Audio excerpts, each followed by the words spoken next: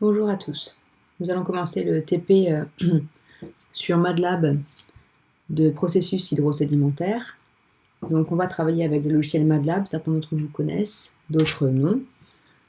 Tout d'abord, une petite présentation de votre logiciel et des fenêtres. Donc MATLAB, voilà la fenêtre habituelle de MATLAB avec en haut donc différents menus, Home, Plots, Apps. Donc nous on va se servir que du Home ici. Vous avez ici la barre qui vous indique dans quel dossier vous vous situez. Ici, c'est le dossier où vous vous situez et ce qu'il contient. En bas ici, vous avez le détail de ce qu'il y a dans les fichiers. Donc on va voir ça un peu plus tard. Ici, le workspace, ce sont les variables qui sont réellement dans MATLAB. Et ici, c'est command window, c'est la fenêtre de commande. Vous allez pouvoir taper vos commandes au hasard, 3 plus 3, MATLAB sait que ça fait 6. Donc première chose à faire dans MATLAB, c'est d'aller se placer dans le dossier où se trouve votre travail. Donc pour moi, vous voyez ici, je suis dans Users France Floc Document. Donc je vais aller dans l'enseignement qui correspond, donc en double-cliquant tout simplement dans les dossiers ici à gauche. Donc dynamique littoral, MATLAB, et donc le TP info dimit floc que je vous ai envoyé. Vous avez dedans 3 dossiers, marée, pression et vague, avec ici ExoTP, qui est le PDF, où vous avez le sujet du TP. Donc en allant dans les différents dossiers, vous allez avoir peut-être des données. Donc dans marée, vous n'avez besoin d'aucune donnée particulière, nous allons créer le code directement. Dans pression, par contre, je vous ai mis quelques fichiers, donc atm2.mat. Les points mat, ce sont des dossiers, des fichiers qui contiennent des données. Donc si je clique une fois dessus, on voit qu'en bas, dans la petite fenêtre de détail, vous avez le détail de ce qu'il contient. Donc il contient un vecteur qui s'appelle T, qui contient 672 valeurs, une variable qui s'appelle pmer, qui contient elle aussi 672 valeurs, etc. FF, DD et date atm. Ce qui s'appelle .m ici, ce sont en fait des routines, des scripts qui vont vous permettre de faire des calculs. Moyenne et T-label, ce sont des routines que je vous donne. Vous n'avez pas besoin de les modifier. Vous allez pouvoir les utiliser telles quelles. Et TP info pression, ce sont aussi des données que je vous donne. Ce sont les données de pression à traiter en réalité, qui contient différents vecteurs. Donc ça, vous verrez le détail dans le fichier PDF, dans le sujet. Donc nous allons commencer par regarder ensemble le sujet du TP. Donc le premier exercice, c'est l'exercice de marée. Nous allons ensemble regarder comment s'écrit un signal de marée et comment il se décompose. Donc le signal de marée se décompose, on l'a vu en cours, en différentes composantes, chaque composante donc I, de la façon suivante, avec A, l'amplitude de la marée autour du niveau moyen. Donc chaque composante est composée d'une amplitude AI, de oméga I, qui est égal à 2pi sur TI. TI, c'est la période de la ième composante. AI, donc l'amplitude de la ième composante. Et phi I, le déphasage de la ième composante. Question 1. En utilisant les composantes de la marée qui sont listées dans le tableau ici, je vous demande de calculer et de tracer, avec la fonction dans MATLAB qui s'appelle plot, pour un mois, le signal de marée correspondant à ces composantes. Petite difficulté supplémentaire, regardons ensemble le tableau, l'amplitude de chaque composant. Donc vous avez ici 1, 2, 3, 4, 5, 6, 7, 8 composantes. Composante M2, S2, N2, ça vous dit peut-être quelque chose, hein. C'est ce qu'on donne couramment comme nom aux composantes.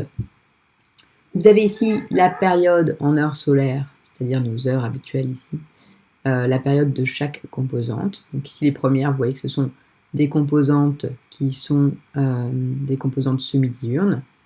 Leur période est de 12 heures. Et ici, vous avez l'amplitude relative. L'amplitude relative, ça veut dire quoi? Ça veut dire que vous êtes en pourcentage. On considère que la marée M2 va avoir une amplitude de 100% de la marée M2. Ensuite, la composante de la marée S2 va avoir une amplitude de 46,6% de la marée M2. Donc la marée M2 est votre référence. C'est à vous de choisir ici qu'est-ce que vous voulez prendre comme amplitude. Donc peu importe. Ici, on n'a pas de valeur donnée dans l'exercice. Donc vous prenez la valeur que vous voulez, 1 mètre, 10 mètres, comme vous voulez, 10 cm, peu importe. L'important, c'est juste qu'ensuite, vous respectiez l'amplitude des composantes suivantes relativement à la marée M2. Et enfin, ici, la description vous donne l'origine de cette composante. Est-ce que c'est plutôt des composantes lunaires, solaires, en lien avec la déclinaison, le changement de déclinaison entre la Lune et le Soleil, etc.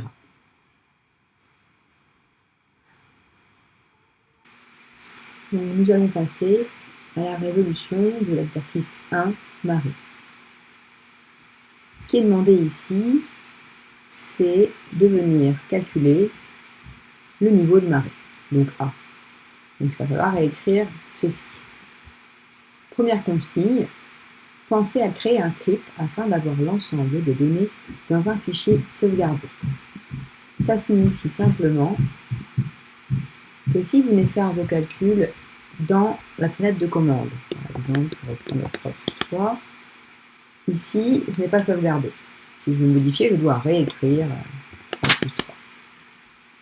Donc afin que ceci soit sauvegardé, vous allez venir créer un script, un new script. Vous voyez qu'une fenêtre d'éditeur de script s'ouvre au-dessus de la fenêtre de commande et je peux venir écrire mon calcul. Je sauvegarde ensuite mon script dans Save.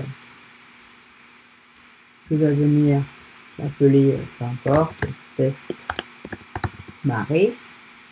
Je viens le mettre dans le dossier marée, je l'enregistre. On peut venir vérifier dans le dossier marée ici qu'il est bien présent. Et dans ce cas, je peux, au lieu d'écrire mon calcul 3 plus 3, je viens faire fonctionner mon script test marée égale 6. Pour aller plus vite, plutôt que d'écrire le nom du script, je peux actionner la flèche verte, run. Vous voyez, ça me donne le même résultat. Petite astuce, pour vider la fenêtre de commande de toutes les commandes que vous avez passées précédemment, vous pouvez taper CLC, entrer, et ça va nettoyer votre fenêtre de commande. Donc maintenant que nous avons créé notre routine test marée, nous pouvons venir calculer nos composantes. Petite astuce, si vous écrivez, si vous mettez des pourcentages en début de ligne, tout ce qui ensuite sert de commentaire ne sera pas utilisé dans le calcul. Ça vous permet de commenter votre routine pour savoir à quoi elle correspond. Donc j'ai tout simplement mis ici routine de calcul du signal de marée à partir des composantes harmoniques. Et j'ai résumé le calcul que je voulais faire. Donc en gros, ce qu'on veut calculer, c'est A. Et A, c'est quoi? C'est la somme des AI fois cosinus oméga i fois t plus phi. Donc le but du jeu maintenant, c'est de venir écrire chacune des composantes. Première composante, la composante M2. On avait vu dans le sujet que l'on pouvait choisir la valeur de l'amplitude que l'on souhaitait en mètres ou en centimètres. Pour ma part, je vais choisir 10 mètres. Je peux utiliser un point virgule pour éviter que MATLAB réécrive dans mes commandes quand je vais lancer la routine chacune de mes variables. Et j'utilise le commentaire pour pouvoir mettre à quoi cela correspond.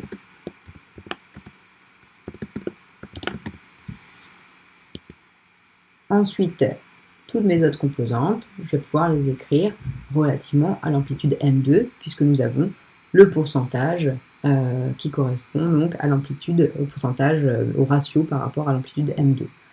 Donc, pour la composante S2, on sait que c'est égal à 46,6%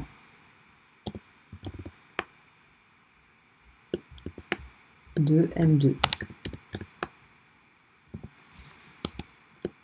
Pour la suivante, on sait que c'est 19,1% de M2, etc.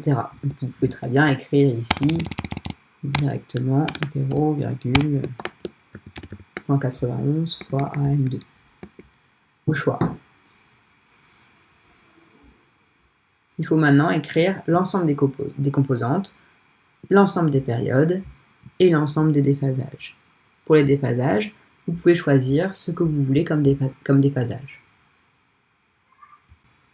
Voilà, donc j'ai écrit l'ensemble des composantes, l'ensemble des amplitudes relatives à l'amplitude de M2, les périodes, donc ici TM2 c'est 12h42, mes périodes je les ai inscrites en heures, les déphasages, pour l'instant j'ai mis le déphasage comme étant nul, donc chaque amplitude en fonction de l'amplitude de M2, chaque période ici, et chaque déphasage que j'ai pris comme nul pour l'instant.